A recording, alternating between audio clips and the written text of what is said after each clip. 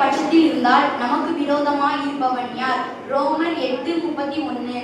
நாள் 2. தேவன் கர்த்தர் என் வெளிச்சமும் என் ரட்சிப்புமானவர், யாருக்கு பயப்படுவேன்? சங்கீதம் 27:1. நாள் 3. கர்த்தர் உண்மையுள்ளவர், அவர் உங்களை ஸ்திரப்படுத்தி தீமையிலிருந்து விலக்கி காத்துக் கொள்ளுவார். ரோமர் 2 தெசலோனிக்கேயர் 3:3. நாள் 4. நீ பயப்படாதே, நான் உன்னுடனே இருக்கிறேன். ஏசாயா 41:10. நாள் 5.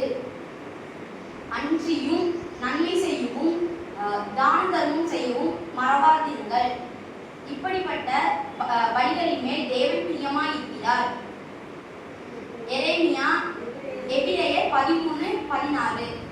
வானங்கள் தேவனுடைய மகிமையை வெளிப்படுத்துகின்றன, ஆகாய விரிவு அவருடைய கையின் கிரியைகளை தெரிவிக்கின்றன. சங்கீதம் 19:1.